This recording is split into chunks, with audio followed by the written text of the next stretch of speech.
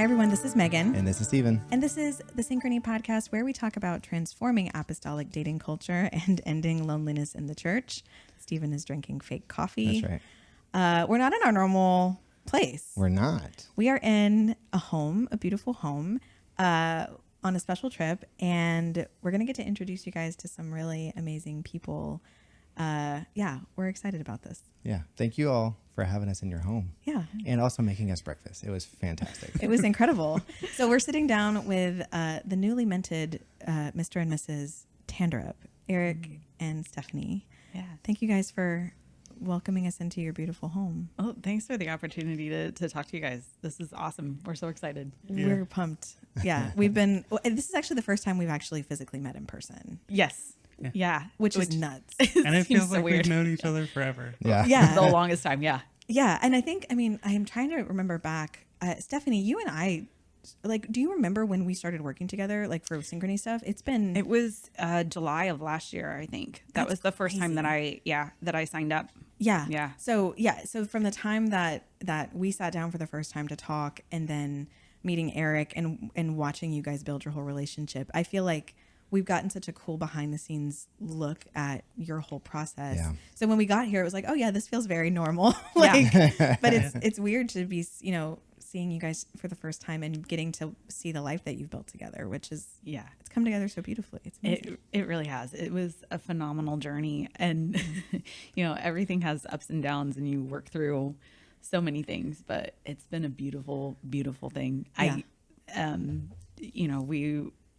We met less than a year ago, which is so surprising to me sometimes. I think we both have those moments where we're like, we haven't even known each other a year. What did we do before we knew each other? Really.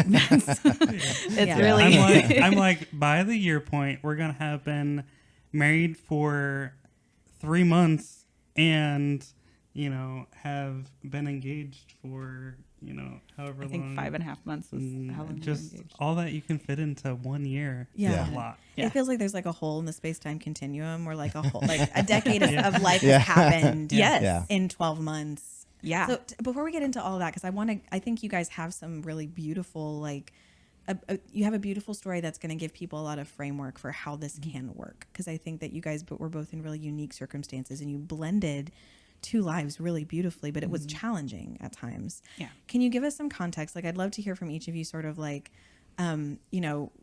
us kind of a snapshot of who you were and where you were prior to coming into Synchrony. So where you were living, kind of what you were doing, and then sort of the moment that led you to feel like this might be the right option for meeting someone. Yeah. So I guess I'll start off. So I was living here in St. Louis, and I'd been here for 9 years. So moved here from New York for a job situation. Felt called to be here in St. Louis, and started going to a really well-established church, and was pretty involved in different ministries and trying to just meet different people and just, looking at different options. And I had considered all the different possibilities of people at church. Yeah. And just between job situation and everything else that I had going on, it was really difficult to find someone. Mm-hmm.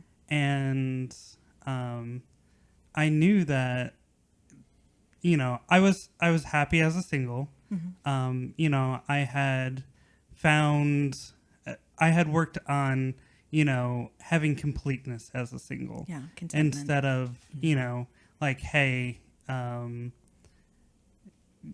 finding someone to complete me. Mm-hmm. Yeah. That's huge. But I was also I know a relationship would be amazing, but I don't know what to do. Yeah.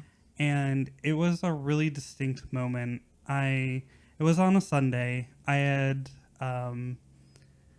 had bi-weekly calls set up with my brother. And so I was in the shower praying. And It's a great place to pray. yeah, you get some really good prayer time in there. That's right. For real. Absolutely. The hot water runs out and you're just like, sorry, I was with the Lord. Like, So I was like, I was like, God, I don't know what to do. Yeah. Like, I've tried everything that I know to do. I've gone to like different singles events.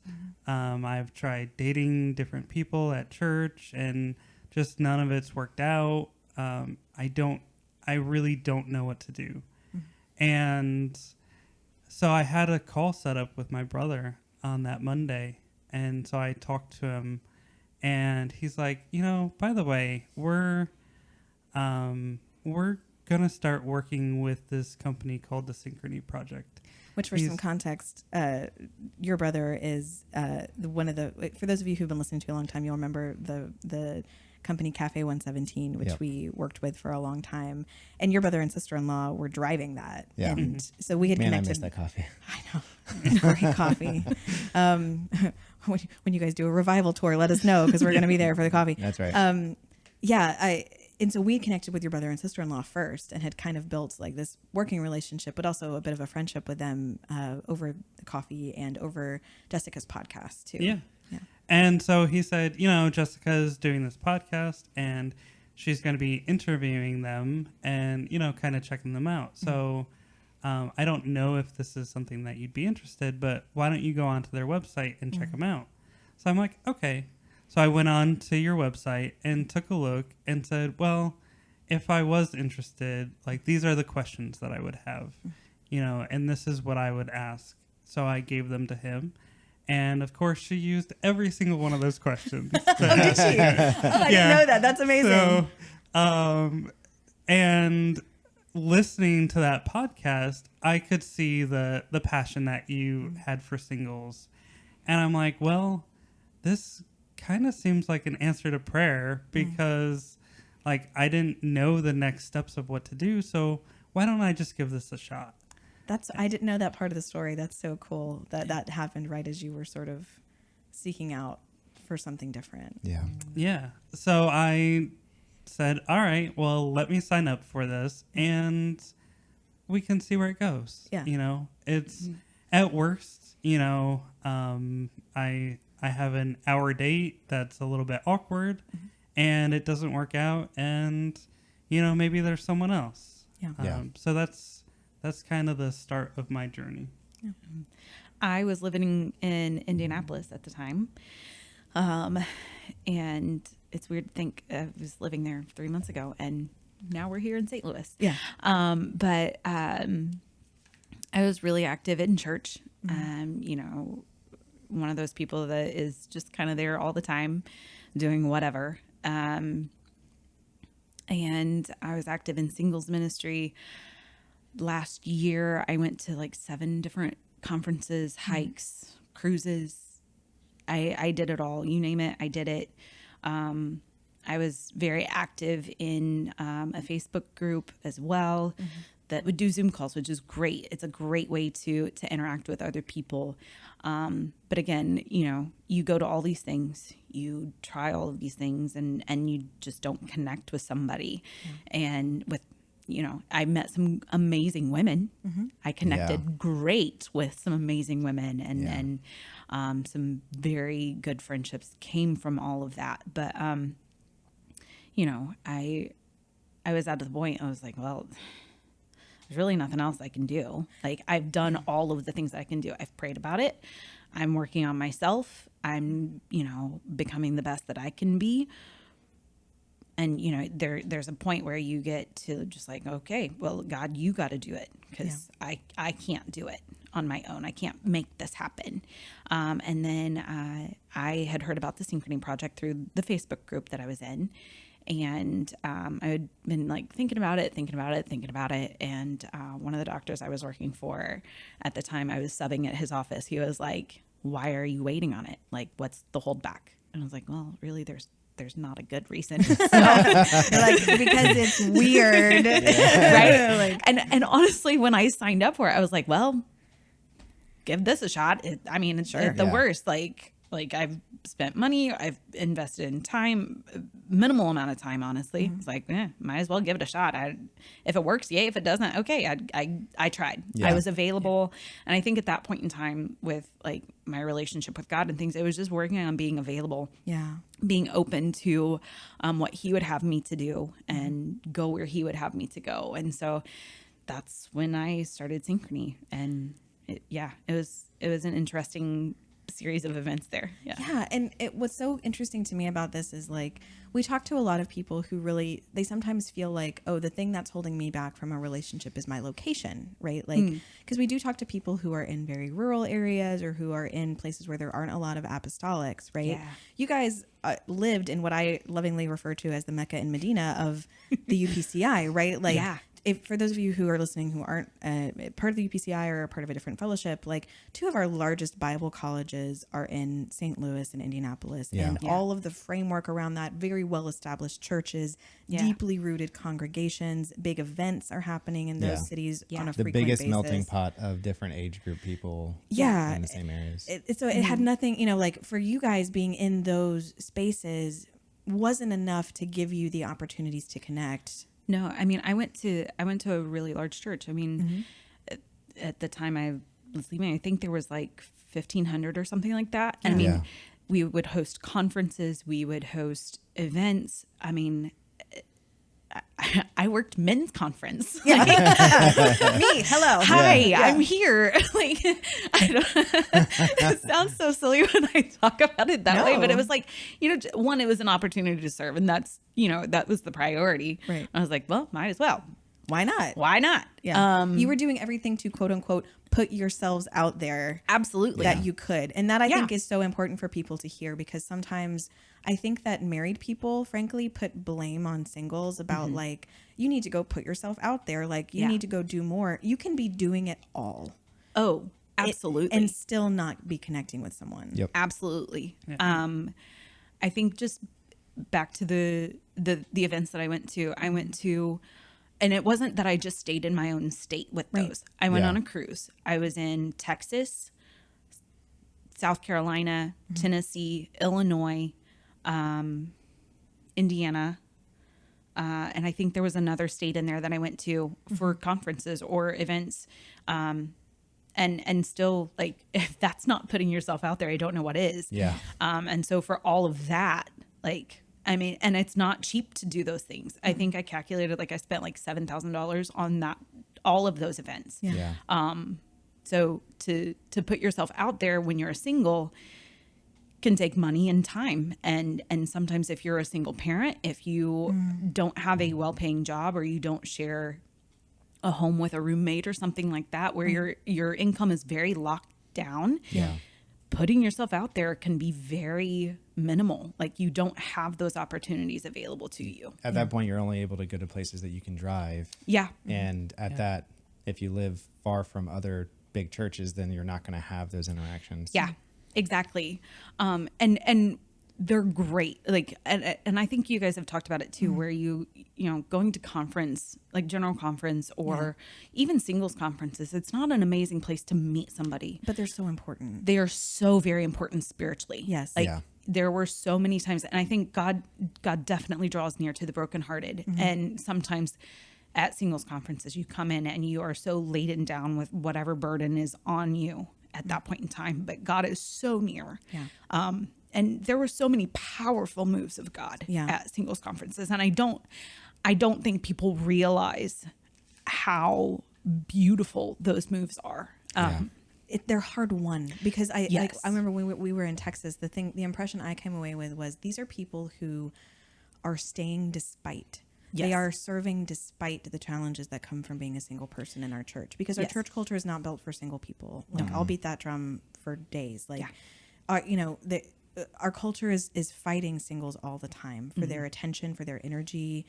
And so to go to a conference where people are so unified and they have stayed and put down roots despite all of those challenges, I do believe God honors that with such, powerful moves and refreshings, and people need that. Like, people should not be hearing this and going, oh, that means I should give up my participation. No. Stay locked in, because it preserves you. Yeah. Yeah. I think too, like, when you're single and you run everything by God. Like he is your constant companion. And so you have that relationship with him. And so when you do go to a conference, you're already primed and ready. Like it's just an overflow of what you've been living in. Yeah. So I highly recommend going for them. I don't recommend going to them for this sole purpose of finding somebody. Right. Yeah. And that's the thing is like they're geared to be spiritually driven for a single in that walk, Yeah. but you're still going to keep your eye open. Yeah. You know, and It's just not an ideal space for people to actually connect. It's 'Cause not. The goal of those is not connection with people as much as it is connection with the Lord. And Yeah. Yeah. so it's not designed for people to meet each other. Yeah. You know. Yeah. So, okay, so setting the stage then, you guys are both in these separate spaces, access to tons of people, but not the right people, it sounds like. And a Yeah. lot of searching on both of your parts, a lot of very intentional seeking that hadn't resulted in you connecting with someone. Yeah. So you guys both come into Synchrony. I get to meet with both of you, right? A different, a bit of space in between when you guys come in. So Stephanie, I think you came in first, and then it was months before I think connected with Erik, and we sat down and talked. And talk me through sort of like what was running through your mind as the process started once I had found you guys to match. Like, so you get the email of like, hey, I think I have someone for you. What starts going through your mind at that point, and what was kind of your like outlook on the process as you got closer to meeting each other? Well, so I remember like getting that email and just being really excited for an opportunity to meet with someone, and then the actual meeting with her was like that first time of just, it was so easy to talk to her.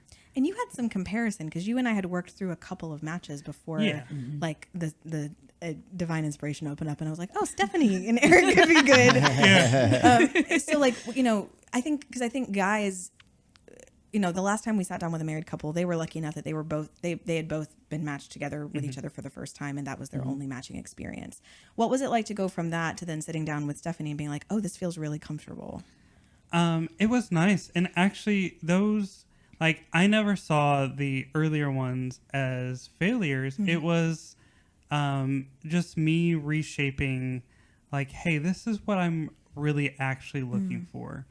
And because some people, they know exactly what they're looking for. Yeah. And I had an idea of what I was looking for, but it took a few different people to say, this is what I'm really actually looking for. These are the values that I want. This is, the person, and then to be able to express that to you. Yeah. So, I mean, it wasn't a failure on either of our parts of, you not asking enough questions, because you asked so many amazing questions that I'm like, amazing I had questions. never thought about that before. Like up in your brain, like, no, but what about this? Like, Yeah. But like, because I could see each person, that we would go through, we'd get a little bit closer. Yeah, we were kind of honing in, I think, on because I think, and I was excited about this. I think you came in without a lot of strong preferences. Like you were very like, let's see what happens, and had this really open mindset, which I value a lot, because it's much easier to work with that. But that does mean we had to do some focusing in on like, okay, is this going to be close enough to what you're looking for? And I do think sometimes it takes having an example to really nuance that, especially if you haven't been, dating tons of people before you get to that point. And you had dating experiences, but like, it's different than to meet people in quick succession and start to be like, no, this actually is closer to what I was aiming for than this. Yeah. It was valuable for me to go through that process with you to kind of understand how you were evaluating I was it. going to say, from the matchmaker's perspective, having an open mind opens up the matching potential, but also it makes it harder to aim for a target. Yeah. So that's where the multiple dates is good for us to be able to kind of like whoop, narrow the focus. Yeah. And I mean, that was what was great about Synchrony, is I always knew, like, hey, there's, like, if this one doesn't work out, there's other opportunities. Yeah. Yeah. And, like, I put my trust in you, and I said, she knows the process, and, like, this is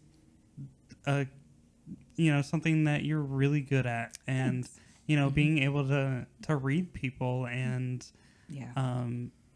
see connections that I don't know a lot of people would necessarily see, and then so it made that first time, that first video call with Stephanie, like, us connecting up, and, like, I could just see how passionate she was about church ministry and about a lot of different things. I'm like, I love that passion. Yeah. Like, that's what I was really looking for, is someone that's really passionate about what they're doing. And so it just made connecting with her so easy. And, like, we just had the easiest conversation. That hour was one of the fastest hours that we've had, and Yeah. I think for me, like, I was kind of shocked actually to get an email, because I knew, kind of ratio men to women, like that can be kind of skewed depending on what age bracket you're in. Totally. So I was like, well, again, I don't know if this is going to work, but we're going to give it a shot. Right. So I was kind of shocked to get your email. And then like, you made the process so simple, like, just clear communication and like the availability of question asking. Because I definitely asked them. But going into that first meeting, I felt like, okay, we're just going to see. Yeah. Like, Low stakes. yeah, it's low stakes. Like, it's not like we're meeting at a Starbucks and he might follow me home. Like, Yeah. it was a fairly, for it being something that can be very high pressure, it was very low pressure. You're just meeting this person. And he's right. Like, that conversation was really easy. That was one of my first things that I thought whenever I got off the phone call with him, or the video chat with him, was like, he was easy to talk to. Like, I felt comfortable talking to him. And I think that has been something that's always been steady. Like, and you encourage asking big questions. And I think I asked if he wanted kids that first video chat. Like, yeah, that's huge. And That's that's so huge important. thing. I mean, it's been one of our big talking points to other people and other ministers. Is like, hey, you guys need to start teaching young people that they need to ask big questions. Preach on Yes. that. Big Talk question. They about need that. to have serious conversations, because you see a lot of these of younger kids that are just starting to date, and they're, they've got a surface level attraction, but they're afraid to ask the big questions, because like, oh, well, what if they don't want what I want?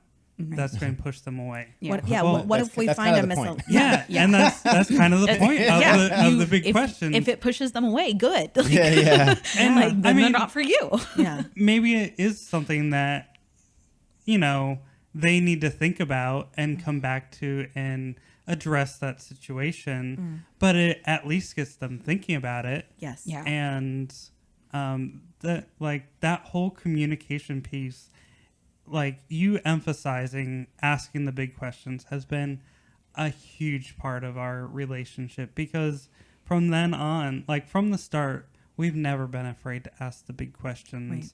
Yeah. And to get into deep conversations and to be personal. And it's made it easier, and where I don't feel any pressure to hold that back. Like, Yeah. hey, I can ask Stephanie this. She knows that I'll ask big questions. Yeah. She's not afraid to answer them or say, hey, give me a little bit of time to think about this. Yeah. Yeah. It's setting the baseline for your relationship in the very first phone call. Yeah. Yeah. Right, or video Yeah. call, because normally, what do you do in a fresh relationship where you're trying to get to know someone? You walk on eggshells for months. Right. You Yeah. flirt. Yes. So you flirt. You try to figure out like what their sense of humor is. Yeah. You start asking Yeah. teaser a questions. teaser indirect questions to try to get to see if it's actually what they're thinking. And from this, like, you start out vulnerable from the very beginning and say, hey, this is what's important to me. And so now it's so much easier to go from that baseline forward than it is to just work your way up to it and worry about offending the person or scaring them away. Yeah. And I feel like that gives you like a 3-month kickstart. Yeah. Of like, Oh, hey, absolutely. we got a free 3 months of relationship, from asking these questions. Yeah. Absolutely. We skipped all of that. Like, and it was like, going into these meetings that this person matches you on this value, this value, this value. So that takes a lot of the guesswork out of getting to know someone. Like, you already know so many things about them. It's just figuring out, do you like talking to this person? Yes. Yeah. Do you like hanging around with this person? Because if you can agree on the big things, the little things can follow and be worked on. Yeah. I want to talk about this a little bit because, like, I think what this does, besides just creating transparency, is that it gives you a resiliency toolkit, right? Because relationships are complicated. Yeah. And blending lives, especially for you guys, like, you're well established with jobs, careers, lives, churches in separate places. The process of you guys forming a life together was not going to be smooth from the get-go. Yeah. So talk me through how this process supported that, because I think that, like Stephanie, you and I spent a lot of time talking about just the mental and emotional challenges that come from thinking about taking a step that big. Like, what was your process going through the dating period after this, and how did you kind of work through that? Well, I am a classic overthinker. If there is something that is going to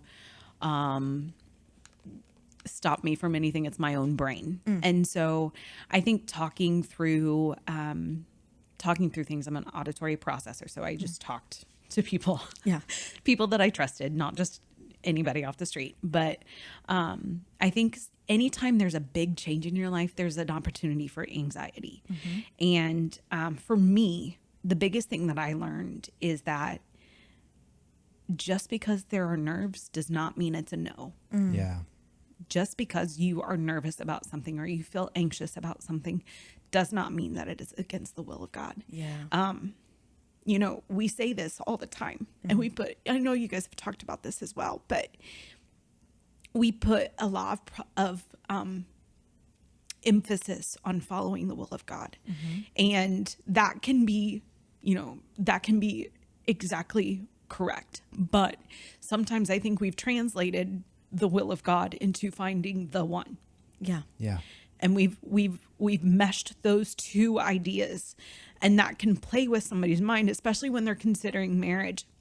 And when you've been single for a while, I'm 37, you have time to build up what you think this is going to look like. Right. Yeah. And reality is not what your dreams are. They just aren't. Yeah. You're dealing with Sorry, people.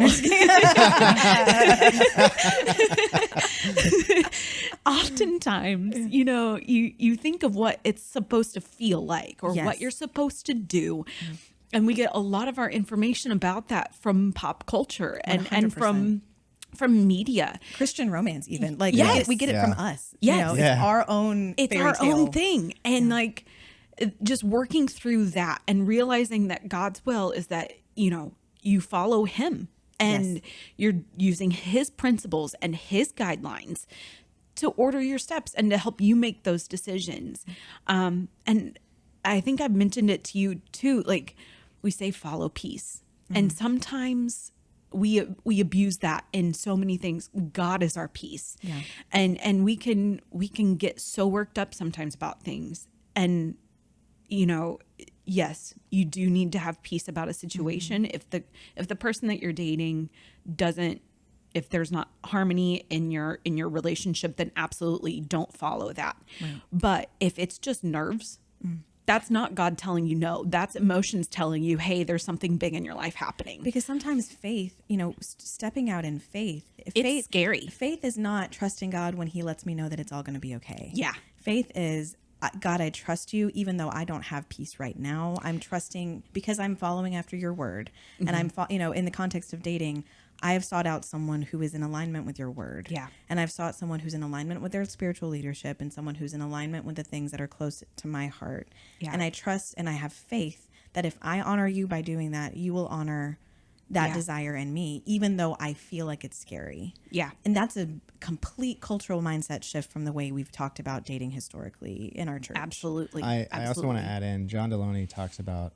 a lot how your body is an alarm. Your anxiety is like a nervous system response. Yeah. It's an alarm system. And depending on your upbringing, depending on your home life, depending on your parent relationships, depending on your mentors or people around you, sometimes anxiety is you internalizing the things that you have experienced. Yeah. Right. And so what's happening is you've been, especially if you're in a prolonged season of loneliness, you've really been building up to this moment of like, this is really, really important because it's been such a big part of your identity for so long. Absolutely. And so now it's like, oh, now am I giving up my identity? Am I also going to make a mistake? Am I going to have a happy relationship like the people, or am I going to have a bad relationship like the people in my life? So like you start having this whole like world dynamic shift. And so it's just your body responding to your, the alarm system's going off. That doesn't mean it's a bad thing. No. It just means your body is starting to process things that it hasn't had to process. Yeah. Or at least absolutely. not a long time. Yeah. I mean, I started to joke. I was like, the only things, because we had agreed for me to move from Indianapolis to St. Louis, which is a different shift. I'm a hygienist. And so I had to get my license in this state. I had to, there were just logistical things that we had to work through. Yeah. But we, I was joking, like my first and middle name are going to be the same. My social security number, my phone number, my email, my date of birth.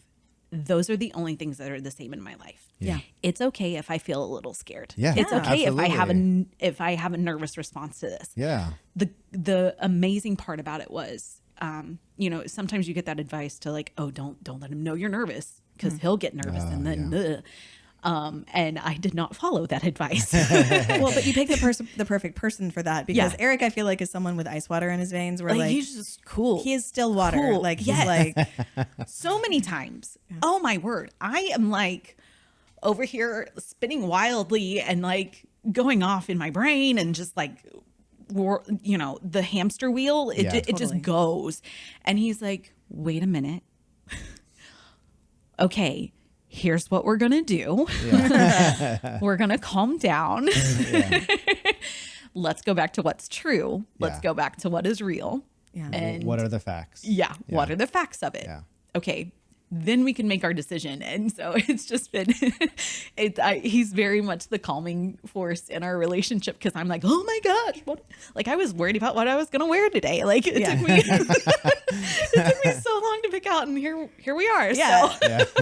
I think this is so common, especially, I mean, not to stereotype, I think it's more common for women because I think there is a tremendous amount of pressure, especially if you are, and like I'm saying this because this is a large quantity of the women that we work with. You are deeply dedicated to the work of the church. You are high achieving in career and life. You are working in ministry. You're serving. You've held yourself to a very high set of standards. Yeah. Agreeing to build a life with someone who you met a few months ago. Yeah. Feels risky. Yeah. And the fact that it feels risky does not mean that it's wrong. Yeah. And I think what were the things, so like we've skipped over a bunch of like the fun, spicy parts about like the proposal and whatever, but like what were the things that led you guys to be able to say like, yeah, no, I could be with this person? Like when did you sort of have the realizations? And I know that there's going to be ups and downs in this of like, no, like I could pick this person and it could work. Yeah. For me, I think there was a conversation we had early on just about our history and our past, and just some of those like more tender, very private things that I felt shame about sharing, or I had certain feelings about sharing. And whenever I told him about it, it was just like a totally normal thing. Like, okay. And just his response to that was like, okay, all right, got it. He's not going to, this person. Yeah, I'm safe with him. And I think we've both felt safety in that. And one of the big things for me was her letting me know how she felt. Yeah. With a lot of other relationships, I always felt like I had to guess, like, how someone was feeling. Like, am I doing something wrong? Am I doing something right?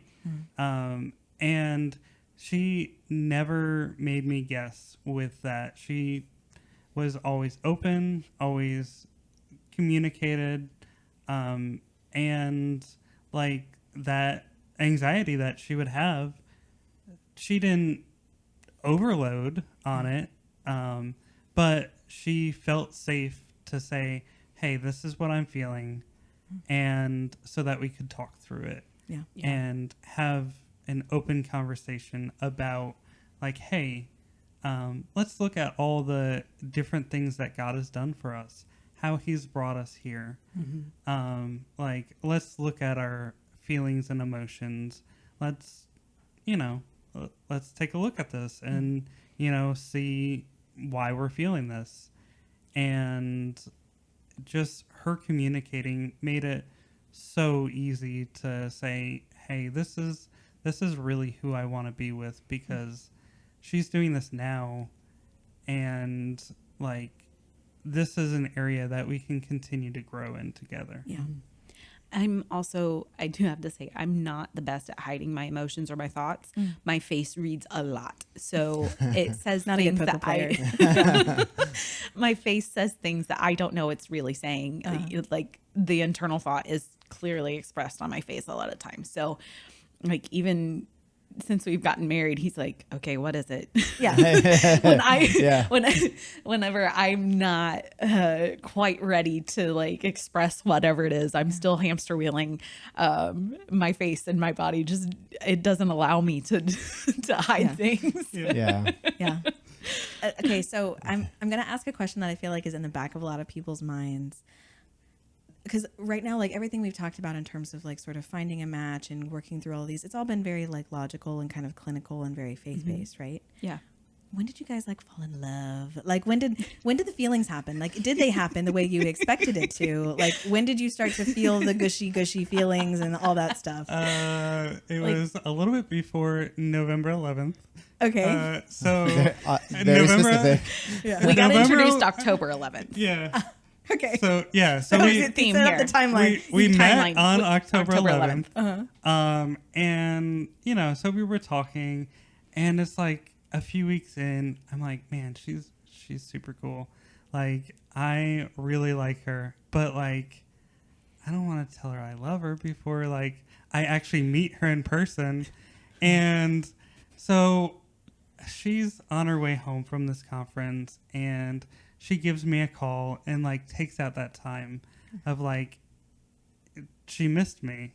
And I was like, for her to take that time,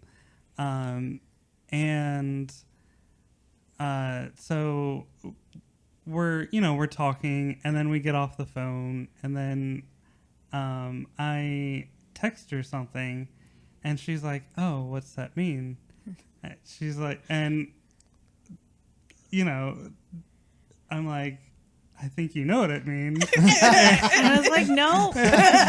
No. Please clarify. What is that? Yeah. And so then it was the first time I told her I loved her.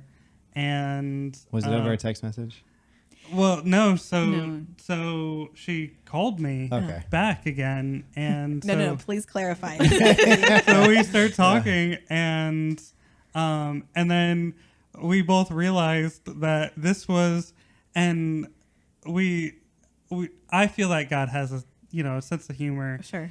I find, like, random numbers, interesting and whatever, and it's like, 11/11 is, like, when you're supposed to make a wish and all this. Yeah. Mm-hmm. And so it was 11/11, exactly 1 month from when we had first started talking, and I hadn't even realized it. Yeah. And that's really cute. So And it was before we actually physically met. Yeah. So it was before we met in person. Yeah. We were gonna meet a few days later. Uh-huh. But I was like, I can't hold it. Like, it was just like, I just needed to let her know. Were you in the same place? Like, were you? Oh, okay. Yeah. I was like, oh, I love you too.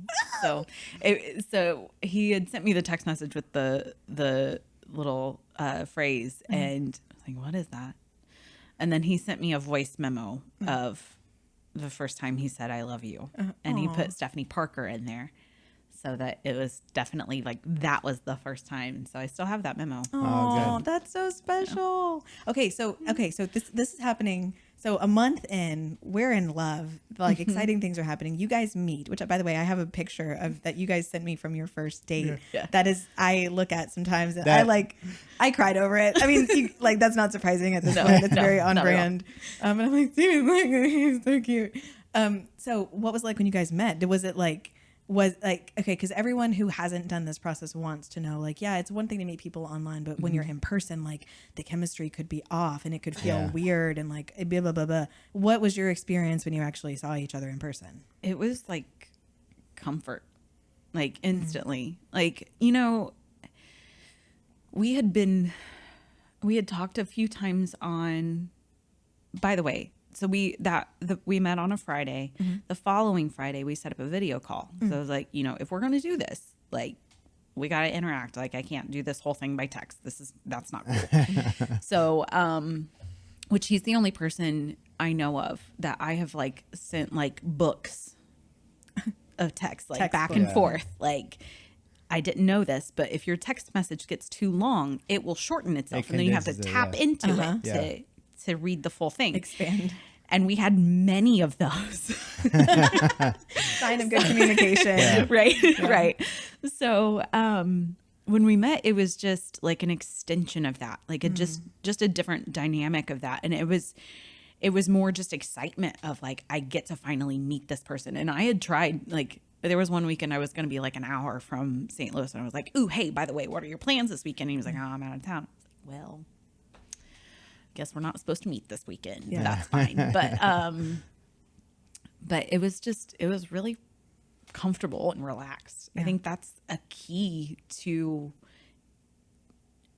like determining if this is something that you can do, is like, if you're yourself with that person, like there's no need to put on airs. There's no need to be like on and perform for them.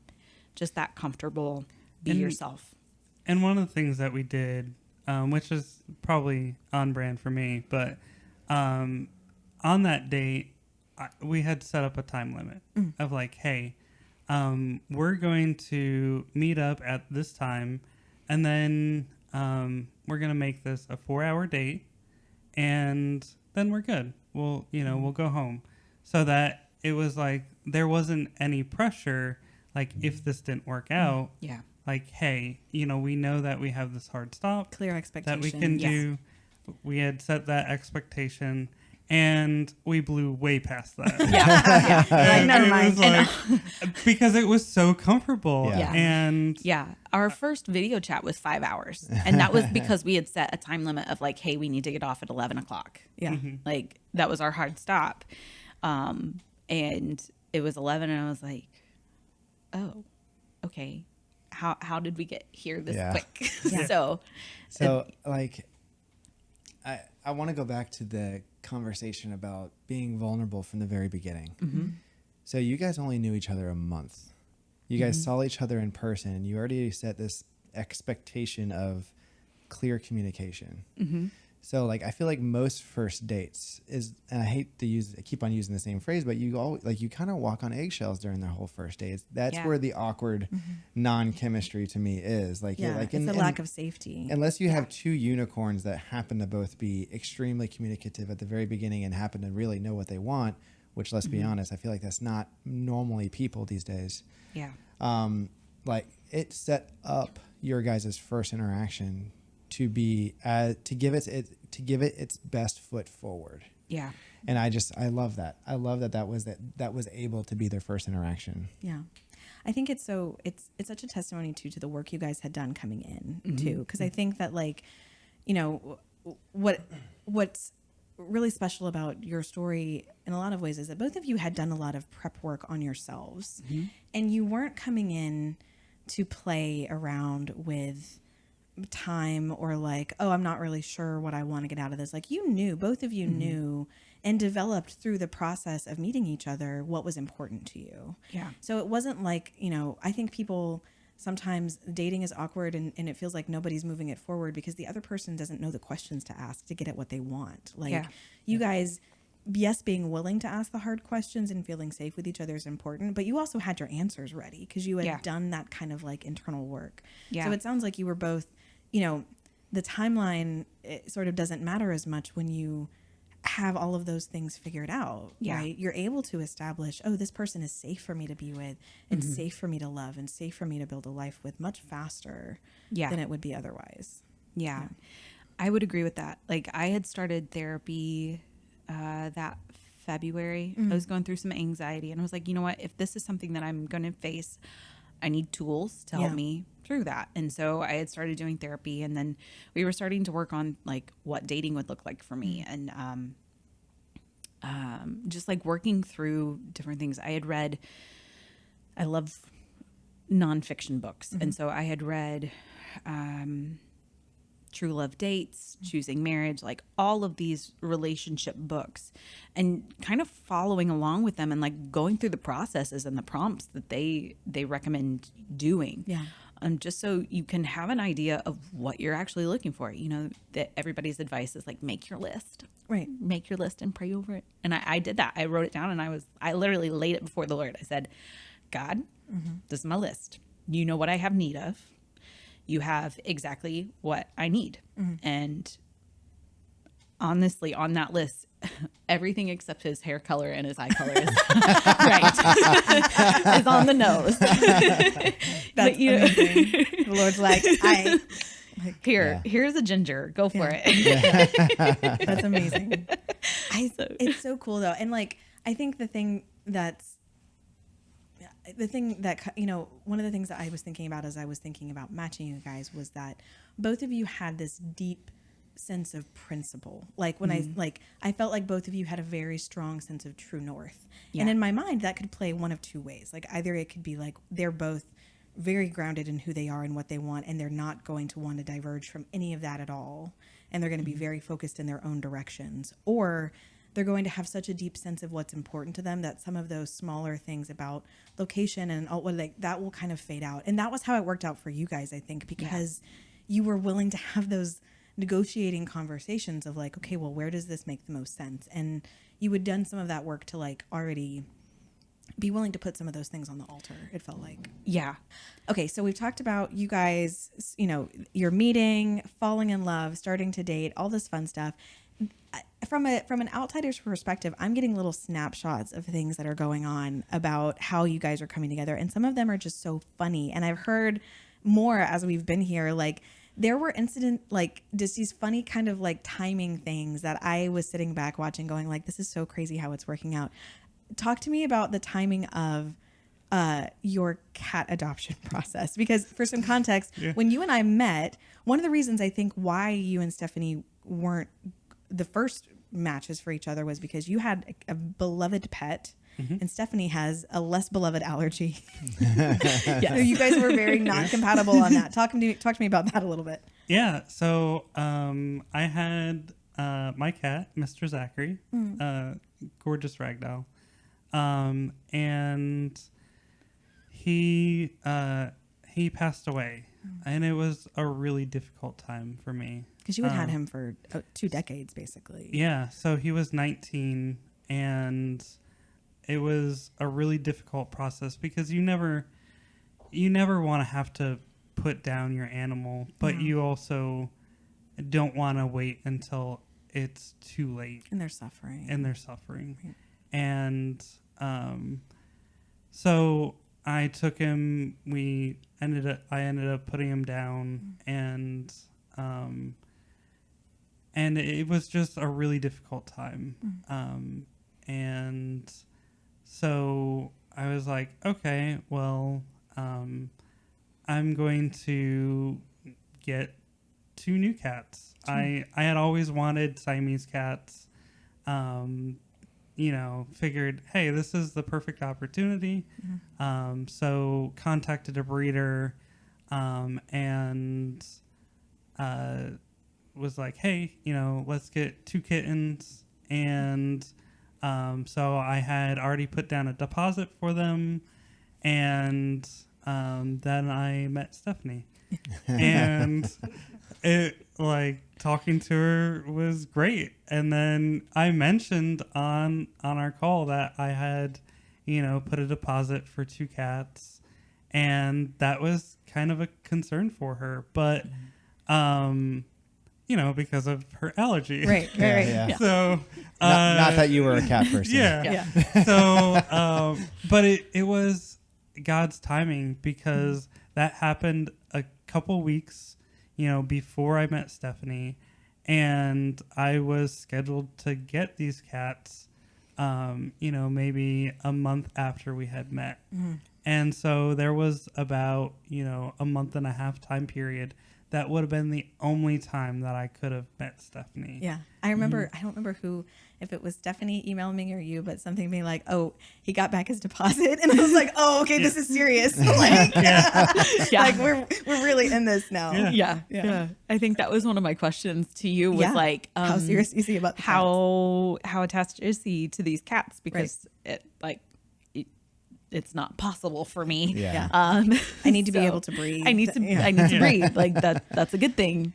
And to me, it was like, hey, I'd rather try this out, see how things go, and I can always put a deposit back down if things don't work out. Sure. But I was like, I would rather see if there is this connection and work through this than then continue with this. Yeah. For me, one of the timing things was in July, I had started subbing as a hygienist. I wasn't attached to an office, which can be a bit of a struggle to get out of, just because, you're scheduling patients back 3-6 months in advance. Right. And so I had started subbing like right around the time that I signed up for Synchrony. And so it was easy for me to be able to like say, oh, because every office I went to, they were like, do you want to work here? I was like, well, I just met somebody and it may, there may be a change in my life coming up soon. And I don't want to say yes and then not be able to fulfill that commitment. And so that was one thing. And then my lease was up like in April for my apartment. And it was perfect timing for like transitioning things over, because I think had I needed to stay in that apartment until we got married, I would have been moving, planning a wedding, all of the things all at the same time. Yeah. And it just kind of, things happened when they were supposed to happen. As far as like moving things over slowly, getting everything out, like going through all of these things. And then there's been provision in friendship over here. All of the groomsmen were married with the exception of my brother.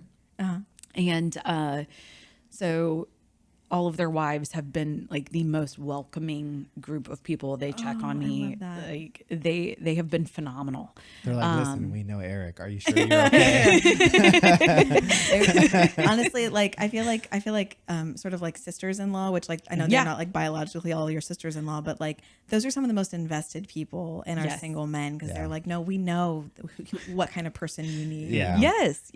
And it's been beautiful to see them, but then also like there was somebody I knew from Indianapolis that is from the area and had just moved back to our church. And so I had prayed specifically. I was like, God, I need a familiar face. Yeah. I need somebody that I know that, I can have a conversation about something similar. Like I need people. Like when you're making this big of a transition, even though it's just a state away or 2 states away, whatever the case, like you need your people, like your community can be the support that you need when your family isn't there. And sometimes your chosen community can be better than your actual family.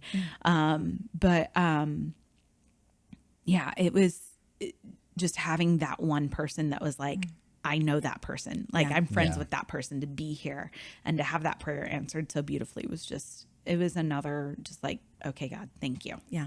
And then I guess going back to like watching her meet all of my friends. Yeah. How was that? Because your friendships were really important to you. Yeah. because I had a chance to, go meet some of her friends first and go visit Calvary first and, see how she interacted with people that she knew. But it was that watching her interact with people that she didn't know was one of the things that made a big difference for me. Yeah. Is I saw, like, she loves people. Like, she has such easy connections with people. Like, her interacting with, my friends and their wives, like, she was at ease the first day with them. Yeah. They were, best friends. They were texting each other, after the first few days, and just watching that build. And because my friends, were very important to me, and it's like, if she doesn't work with my friends, like, how is this going to work with us together? Yeah. And I think she looked at, like, hey, like, the friends that you keep are a reflection on you. Yeah, absolutely. And so... What does that reflection mean for me? So far, so good. I don't know. A couple bad apples won't spoil the whole thing. Just kidding. So, like, making sure that we both had good, solid friendships and that we both got along with each other's friends was big. Yeah. So. Yeah. You guys have built just a beautiful blend, it feels like, of very rich lives already. Both of you had, like, I think it's important that your lives separately were already rich and very full, and yet still there was a world in which those could combine really well. Yeah. So we're a few months in now to married life, right? Fast forwarding. Yeah. Is it everything it was cracked up to be? Like, are you finding it to be what you had hoped? More though. Really? Like way better. Yeah. It's been, there are always little hiccups that you learn. Sure. Oh, sure.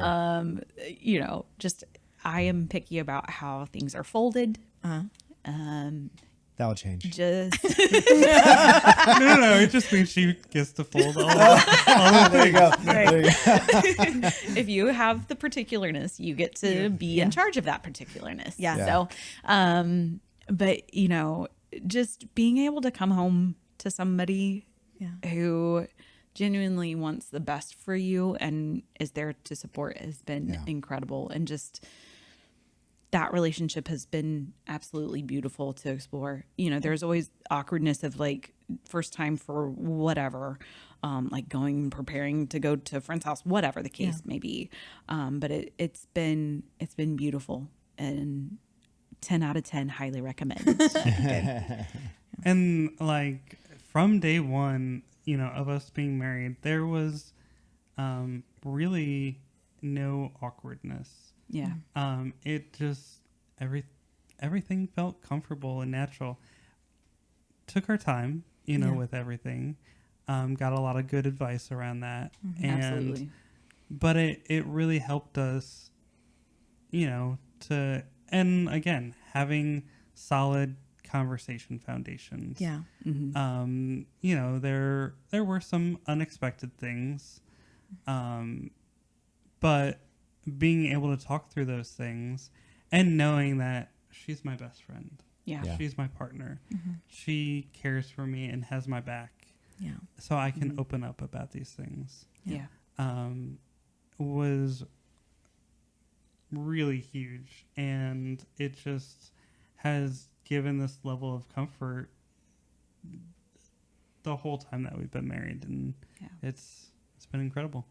Well, we are thrilled for you guys. And so, I mean, if I can say this without sounding like, what's the word I'm looking for?